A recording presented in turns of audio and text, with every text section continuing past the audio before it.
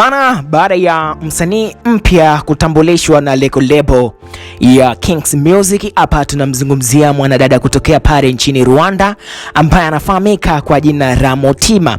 By the way, tayari amekwisha tambulishwa kwenye label ya Kings Music na tayari paka time hii hapa ambapo tunaongea yuko ndani ya mipaka ya Tanzania pale Dar es Salaam.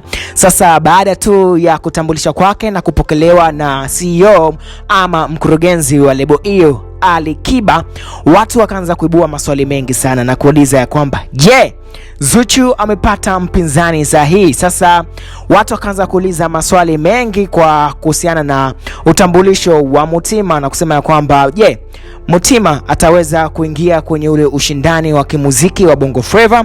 Lakini swali la pili likawa je, Zuchu amepata mpinzani sahihi? Kwa jinsi ambavyo Mutima anaimba, ni yeye anaimba Bongo Flava pure kabisa.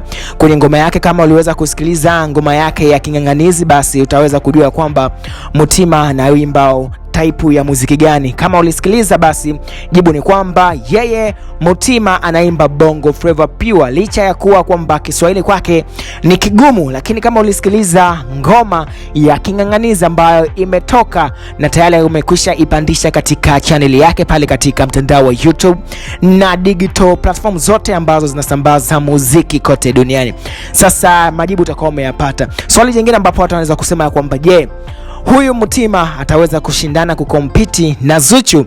Jibu ni kwamba muda bado ni mapema sana kusema ya kwamba Mutima ataingia moja kwa moja kwenye ile competition kati ya Zuchu, kwani wanatakiwa wafahamu ya kwamba sio Zuchu tu ni mkali, lakini Tanzania kuna wasanii wa kike wakali sana ambapo Mutima anabidi awapane nao, yani ashindane nao. Tunamzungumzia Yami, ni msanii mzuri sana, lakini pia hapa tunamzungumzia msanii Pip Jojo kutoka pale katika usimamizi wa Chief Godlove, lakini pia tunazungumzia wasanii wengine wakali sana ambao wanafanya vizuri hapa katika soko la Tanzania la Bongo Flava, miongoni mwa wale watoto wa kike ambao wanafanya vizuri. So Mutima ajipange kupambana na hivi vitu ambavyo nimekutajia ambavyo vinafanya vizuri sana katika game la muziki wa Bongo Flava. Sio Zuchu tu kama watu wanavyodai kwamba Mutima ataweza kukompiti na Zuchu, no, lakini Mutima ajipange kuhakikisha kwamba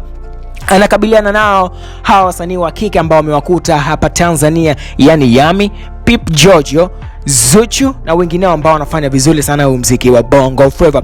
By the way, tusubiri macho yote kwake, kwa sababu ndio kwanza ametambulishwa na ndio kwanza ameweza kutoa project yake ya kwanza Handa Kings Music record label. Of course tunasubiri, nyakati bado zipo, ni kipi ambacho amekuja nacho, lakini tayari tulikushapata kile ambacho ameweza kukiimba pale katika wimbo wake wa King'ang'anizi Mutima ndani ya Dar es Salaam. Tusubiri mengi kutoka kwake.